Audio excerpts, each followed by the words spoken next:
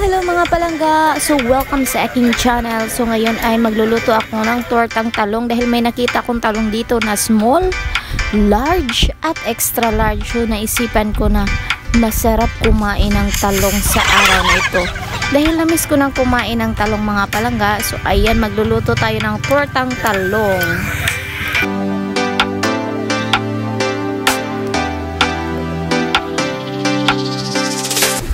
Dahil meron tayong mga paniniwala mga palangga na kailangan daw tusukin ang talong bago natin lutuin. So ayan, tinusok-tusok ko ng mga palangga.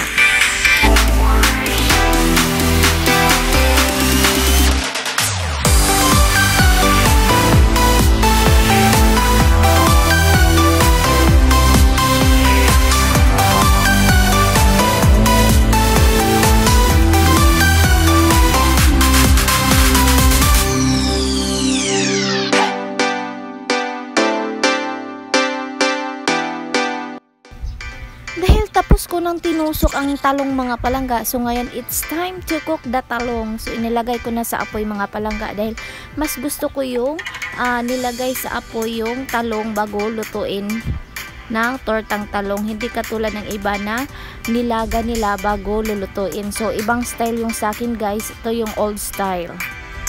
At habang nagluluto ako ng talong palangga, so naisipan ko na magluto rin ako ng kaning mais, kasi mas masarap yung kaning mais plus tortang talong. Pak na pak. At sa part na to mga palangga, gusto ko na talagang sumerender kasi nga wala kaming panggatong mga palangga at nahirapan akong magluto, wala pa naman kaming gas. So ngayon, ayan, nakikita nyo naman si Areng, todo yung paypay niya. At dahil naisip ko palangga na meron pala kaming magic posporo, ayan, sinindihan ko na palangga para mag-magic yung kanyang apoy. At finally, nag-magic naman siya, kaya medyo magaan na ang aking pakiramdam.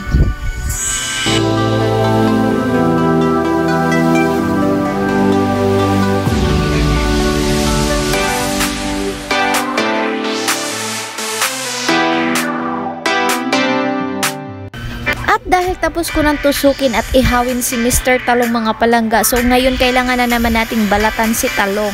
Ayan, naawa na ako kay Talong guys, ang dami na niyang pinagdaanan pero kailangan ko itong gawin kasi nagugutom na ang aking mga alaga.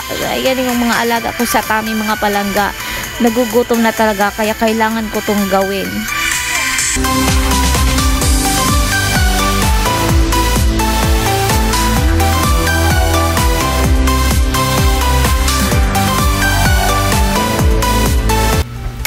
Dahil hindi makumpleto ang ating talong without the itlog, so ngayon ay kailangan na natin siyang lagyan ng itlog. So ayan o guys, wala pala kaming panggatong na, kaya karton na lang ang aking ginamit.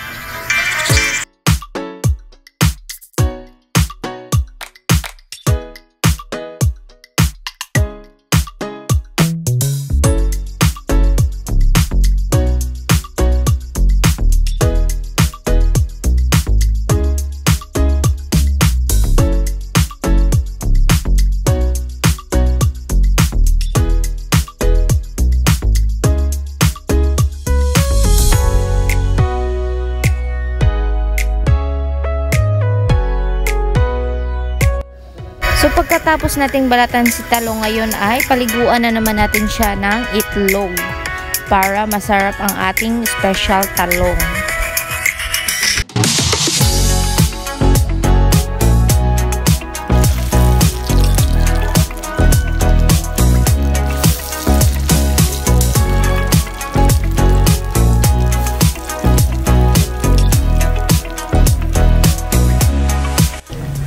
Sa part na ito mga palangga, ang dami ko ng karton na inilagay pero hindi pa ako natapos magluto, kaya hindi ko alam kung anong gagawin ko mga palangga. Susurrender na ba ako or ipagpatuloy ko pa?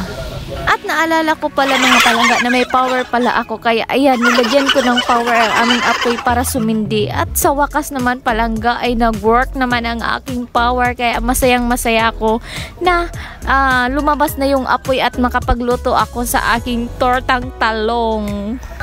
At dahil mauubos na ang karton palangga, kaya naisipan ko na itong walis na lang ang gagawin kong panggatong para makapagpatuloy ako sa pagluluto, kasi hindi pa ako tapos magluto ng aking tortang talong mga palangga at ako'y gutom na at itong aking anak ay gusto na ngang kumain ng tortang talong, kaya ayan na yung walis mga palangga, ginawa ko ng panggatong.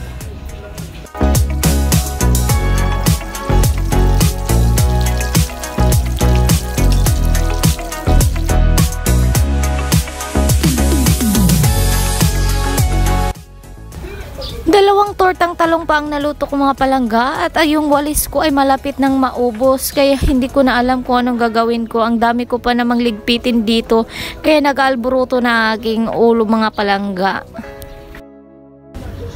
At dahil pinagpawisan na ang Madam Aring yung mga palangga, kaya nagbihis na ako at para makapagpatuloy na sa aking paglilinis dito, dahil malapit nang maluto ang aking tortang talong mga palangga, dahil malapit ko na rin maubos ang isang karton na ginawa kong panggatong mga palangga.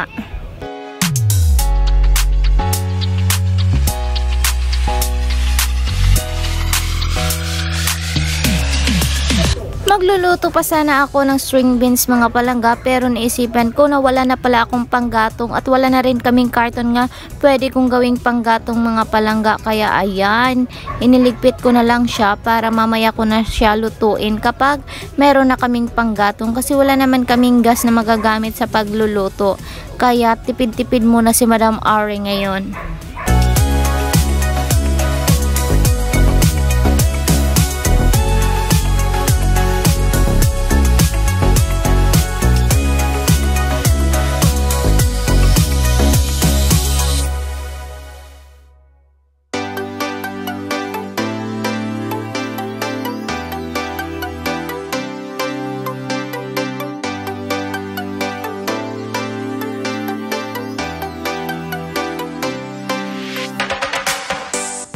At sa wakas mga palangga, ayan na ang ating tortang talong luto na. Kaya ready na si Madam Aring na kumain ang tortang talong with bahaw na kanin.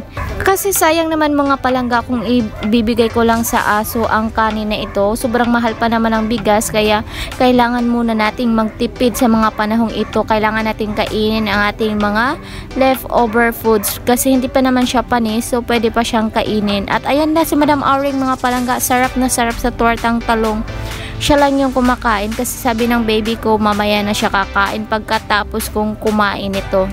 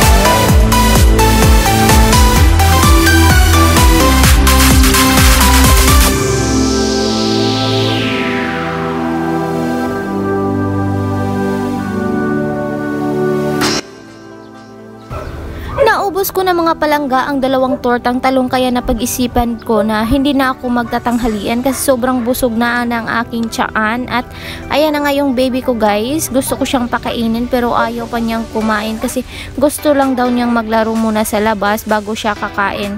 Kaya ayan, pinagbigyan ko na naman para hindi kami mag-aaway ng aking napaka best friend sometimes enemy na anak.